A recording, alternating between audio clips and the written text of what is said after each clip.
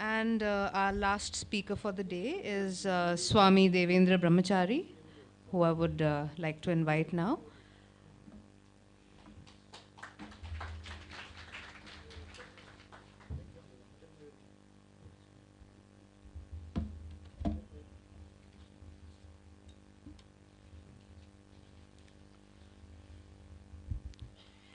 Minute to minute के हिसाब से समय बहुत ज़्यादा हो गया है।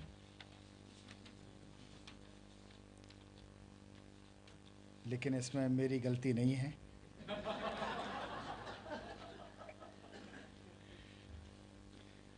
मैं अपनी बात चंद मिनट में कह के, क्योंकि आपने मुझसे पूर्व जिन वक्ताओं को सुना है, निश्चित ही उनकी बातें हमारी समाज के लिए एक मार्गदर्शन है, एक प्रेरणा है, और यही इस कार्यक्रम का उद्देश्य है। तो मैं अपनी बात शुरू करने से पहले दर्शनम देव देवस्य दर्शनम पापनाशनम दर्शनम स्वर्गसोपानम दर्शनम मोक्ष साधनम। मंच पर उपस्थित पूज्य स्वामी जी, रामकृष्ण मिशन के देवकानंद जी स्वामी जी,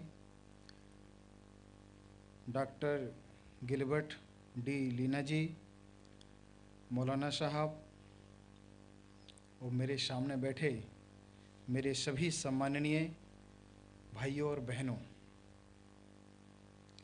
आज संसार भर में अनेकों चैरिटेबल हॉस्पिटल संचालित हो रहे हैं, पर यहाँ की सबसे बड़ी जो वास्तविक बात है, जो मुझे अभी तक लगती है, यूँ अलग अलग जगह जाना होता है, लेकिन यहाँ की जो वास्तविकता है कि यहाँ पर जो हमारे पूज्य स्वामी जी हैं, जिस अध्यात्म धर्म, जहाँ पर अध्यात्म भी है, धर्म भी है, संस्कृति भी है, संवाद भी है, जहाँ ज्ञान भी है, यहाँ आधार भी है, यहाँ विश्वास भी है और प्रेम भी है।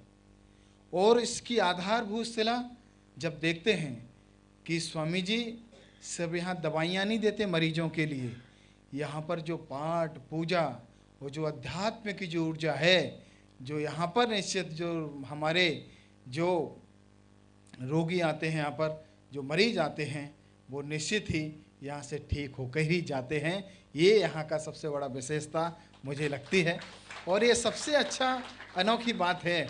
और मैं कहता हूँ कि हम सब यहाँ पर जब भी हमारा कोई, मैंने तो एक यहाँ पर आज नियम लिया है, आप लोगों को बता भी देता हूँ कि जब भी हमारे पहचान के लोगों का कोई भी जन्मदिन होगा या शादी की सालगिरह होगी, मैं उन सबसे गुजारिश करूँगा कि आप ऐसे रामकृष्ण मिशन में जाएं और वहाँ पर जो भी हमारे यहाँ पर मरीज हैं, उनको कुछ ना कुछ भेंट करके आएं। इससे बड़ा पुण्य का काम और कुछ नहीं हो सकता है।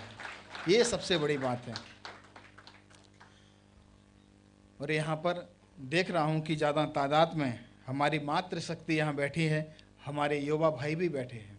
इससे पता चलता है कि आज इस समाज को सबसे बड़ी आवश्यकता हमारे धर्म ग्रंथों से ज़्यादा सामाजिक व्यवहार की है। जिस तरह से हमारे पूज्य स्वामी जी ने अभी कहा था कि हमारे धर्म, हमारे पंथ अलग अलग हैं, लेकिन एक समय ऐसा था कि सब का सब एक ही लेटर में नाम आता था कि ये एक ही संप्रदाय से जुड़े हुए हैं। सही बात है, क्योंकि जैसे जैसे संसार का आगे बड़ा होता है, समय बढ़ता है, घर के जब दो बेटे होते हैं, जब बड़े होते हैं तो वो भी उनके हिस्से दो हो जाते हैं। तो ये तो संसार है, संसार की रीति है। लेकिन हमें ये बात समझना चाहिए, हम कितने भी बड़े हो जाएं, कितने भी हम अध्यात्मवादी हो जाएं, धर्मवादी हो जाएं, पर हमारे देश की संस्कृति, हमारे धर्म की संस्कृति ये कहती है कि हमें एक साथ मिलकर रहकर एक साथ सद्भाव से रहने में है। हमारे धर्म के पंथ में मात्र पाठ पूजा अर्चन करना नहीं है, बल्कि यह वह मार्ग है जो हमें आत्मा की गहराई तक ले जाता है, जहाँ हमें सच्ची शांति और आनंद की प्राप्ति होती है। जैन धर्म इस सिद्धांत को कहता है कि जहाँ अहिंसा है, करुणा है, सत्य है, वह पथ दिखलाता है। जहाँ केवल हमारी बाहर शांति की बात नहीं करता। एक जैन पंथ जैनिज्म में सिर्फ बाहरी शांति की बात नहीं की है, जहाँ पर बल्कि हमारे भीतर के संघर्षों में जो मुक्त कराता है, जहाँ अहिंसा केवल दूसरों को आहत करने के लिए नाम नहीं है, यह हमारी सोच, हमारे विचारों और हमारी भावनाओं को शुद्धता लाने का एक प्रयास है। कहते हैं जहाँ मनभेद से ज़्यादा कुछ नहीं बिगड़ता है, जहाँ मतभेद हो जाता है वहाँ कुछ बचता भी नहीं है। आज समाज की यही स्थिति है, मनभेद से ज़्यादा मतभेद होते जा रहे हैं और मतभेद इतने बढ़ते जा रहे हैं, ना उनको ना अपने दीन का, ना अपने धर्म का, अपने पंथ का, अपने कुल का, अपने जाति का, अपने धर्म का कुछ भी नहीं दिखता है। सिर्फ एक ही दिखता है, अपना ईगो, अपना अहंकार।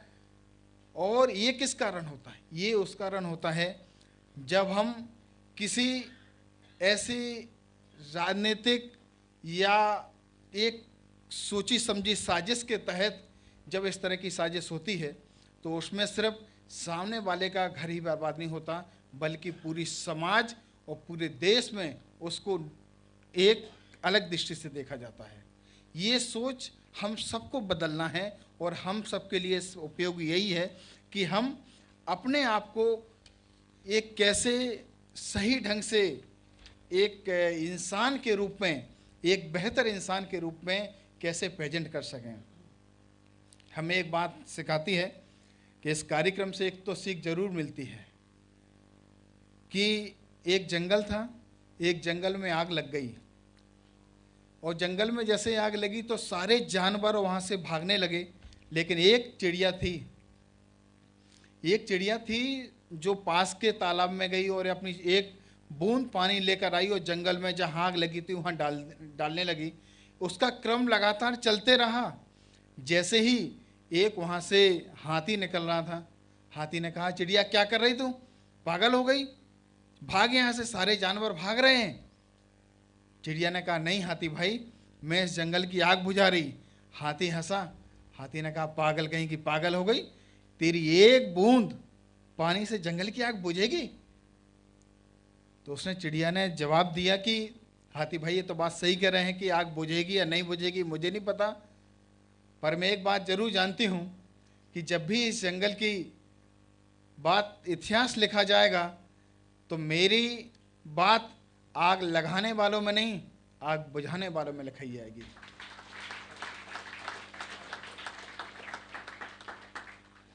हम सबको भी यह सोचना है कि जब भी हमारे जाने के बाद हमारे गुनाहों का हिसाब होगा तो हमारा किस में नाम लिखा जाएगा, हमारे सही कर्मों में नाम लिखा जाएगा, गलत कर्मों में नाम लिखा जाएगा।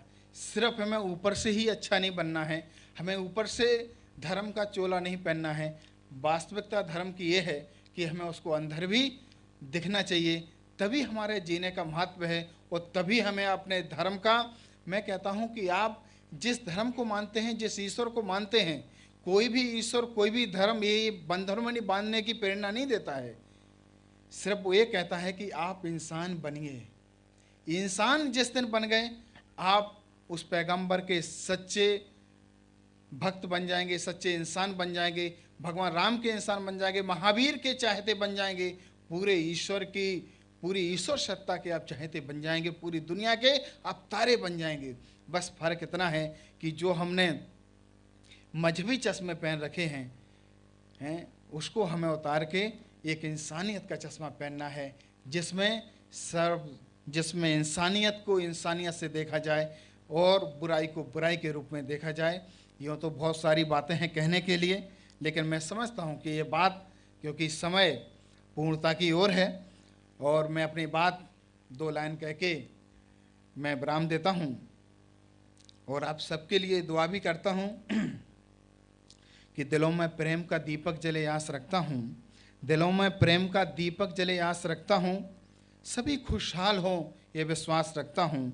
हमारा धर्म है हम भी जिएं औरों को जीने दें, यही सद्भावना अपने दिलों के पास रखता हूँ, यही सद्भावना अपने दिलों के पास रखता हूँ।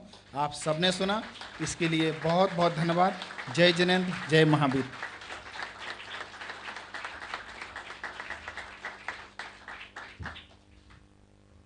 Thank you, Devendra ji.